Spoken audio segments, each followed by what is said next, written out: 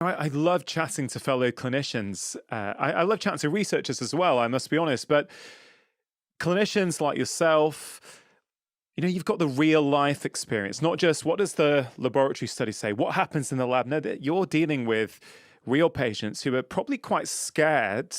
And, that sort of protocol you just took us through, just to make it really clear for people, you know, what types of patients are you recommending this in? You're a cardiologist, of course, you practice in America. I don't know the exact differences on who gets referred to a cardiologist in America compared to here in the UK. So my guess would be that people are, sick on some level. They've either got angina already, maybe they've already got ischemic heart disease, maybe they have already had a heart attack.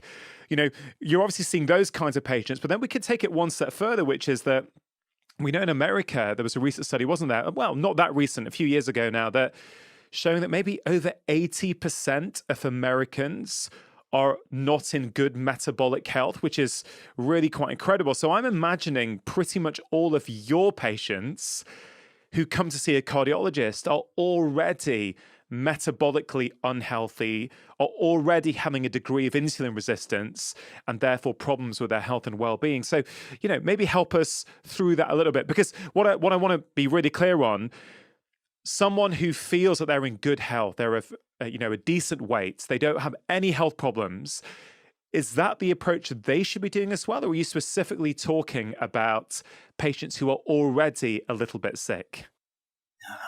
No, you're so right.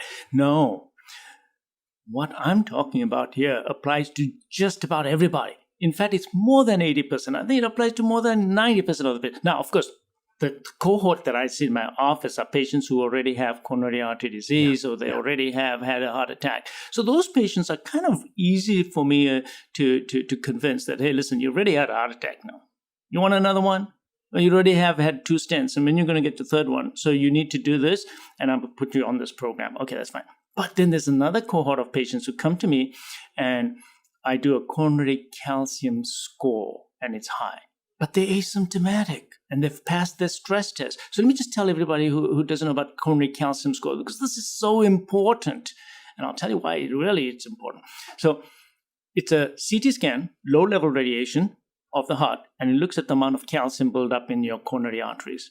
So it tells you already have atherosclerosis. So there's no guessing that, your cholesterol, your blood pressure, your weight, and therefore your risk of having a heart attack in the next 10 years is such and such. It's plug you into a formula. No, this is, do you have the disease? Yes or no?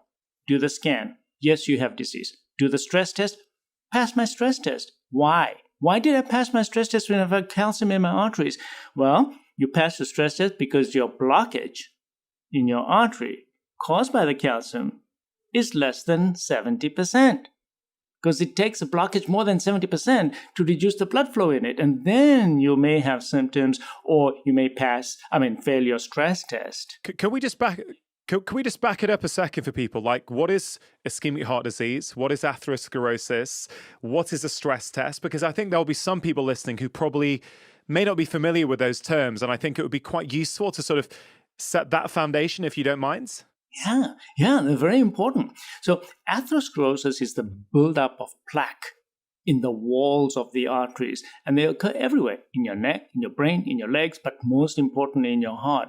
So when the walls of the arteries develop calcium in them, it's atherosclerosis. You cannot get atherosclerosis without calcium. Actually, you can, but very little. Most of the time, there's a lot of calcium with it.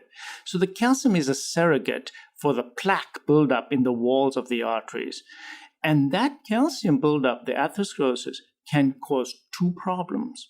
It can narrow your artery down on the inside, so the pipe becomes narrowed, and therefore that causes ischemic heart disease. Ischemic heart disease, lack of circulation, lack of blood flow going down that artery. Therefore, the muscle is deprived of blood, and the patient may experience pressure, tightness, heaviness in the chest, particularly on exertion.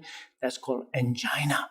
So angina, chest pain, is because of lack of circulation due to the plaque, which is picked up by the calcium and a positive stress test. Now, a positive stress test is where you exercise or we use chemicals to simulate an exercise.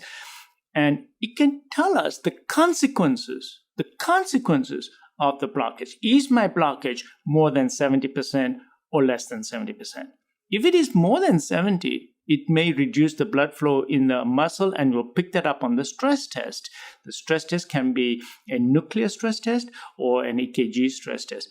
But now, if your blockage is more than 70, you are more likely to experience chest pain and the effects of the lack of circulation in the heart muscle. And depending on the location of that blockage and how much muscle is getting the effects of the lack of circulation, your cardiologist may opt to either put you on medicines, or if you're having very bad symptoms, maybe even put a stent inside, which we can talk about. But what I really want to stress here is that you can have a blockage, atherosclerotic, calcium-laden blockage that is less than 70%.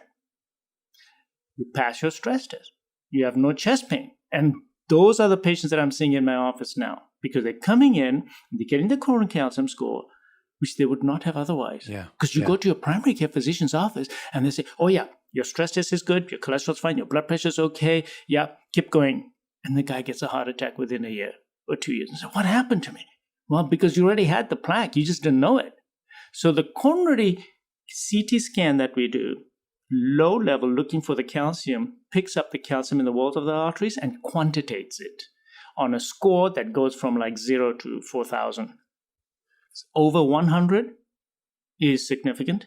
Between 100 and 400 is very significant, but over 400 is critical. That means you really have a lot of calcium in the walls of the arteries. So these are the patients who coming in, they do the scan, and I see that they have all this calcium in the walls of it. Now I turn around to them and say, did you know that you already have atherosclerosis? You already got it.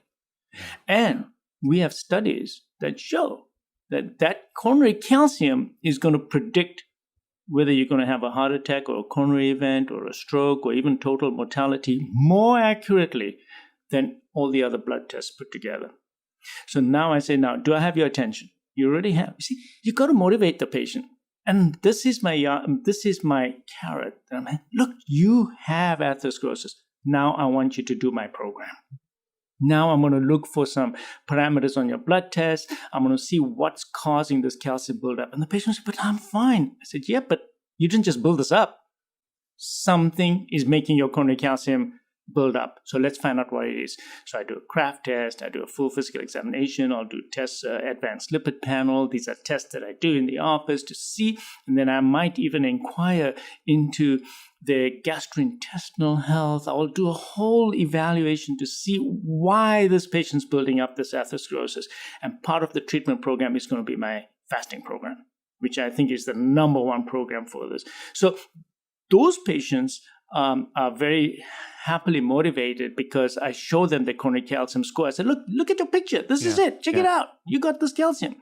Another group of patients, they come in, the 80% that you're referring to have metabolic syndrome. So for the sake of the audience, I'm just going to tell everyone what metabolic syndrome is. Thank you. This is a derangement of your metabolism. And basically it means that you're overweight, your body mass index is greater than 25, and you have an increased abdominal girth.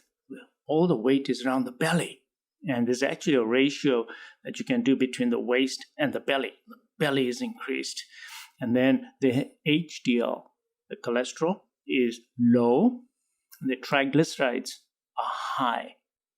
And they have borderline high blood pressure. Now, when you look at all these numbers, what's the common thing that comes to mind from everything I've already said? Is insulin. It's all about insulin lowers your HDL, increases your triglycerides, increases your abdominal girth because all the fat is down there. Remember what insulin does? Insulin puts all your calories, excess calories and frequent calories, and because of the high insulin levels, puts it where? Into the liver, pancreas, and visceral gut. And that fat is totally different from the fat that you put on all over your body when you overeat. When I overeat, just eating a lot of fats and, okay, that's different. But the fats that are produced under the influence of insulin by the liver, de novo lipogenesis, the new fats that are created, the glucose has to be converted into storage product. The storage product is that fat.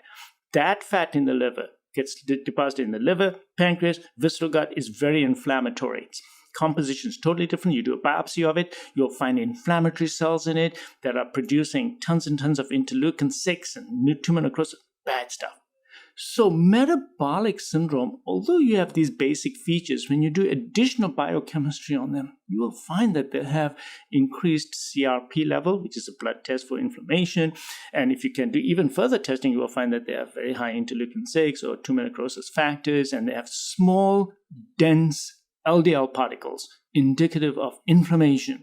So these patients come into the office for prevention, or they're sent to me because they have a low HDL. And these are the patients that also do the fasting program. So some patients are motivated to go into my fasting program and lose the weight that way. Because see, the weight, by the way, I gotta tell everybody, the weight is a side effect of the metabolism that's gone wrong. Yeah. You fix the metabolism, the weight comes down as a side effect. Yeah. It's not really a weight loss program. It's a metabolic program in which one of the side effects is that your weight comes back down to the way it's supposed to be. Comes back to the way it was supposed to be. So these patients come in and they get referred to me. So I almost invariably do a coronary calcium score on them. But even if the coronary calcium score is not very high, the metabolic derangements are going to make coronary calcium in the future, and I motivate these patients to start making the lifestyle changes by showing them that their metabolism's off. Now, these metabolic tests are not being offered by every doctor's office and nobody, because it takes a lot of effort, and the insurance companies sometimes don't want to pay for it, like the advanced lipid panel. Sometimes they pay for it, sometimes they don't. So what I did in my office is I developed a program where it's a cash paying. If the insurance doesn't pay for it, okay, this is how much it's going to cost you, but get the test done. It's a good investment, and I have to show them that that it's going to change their life.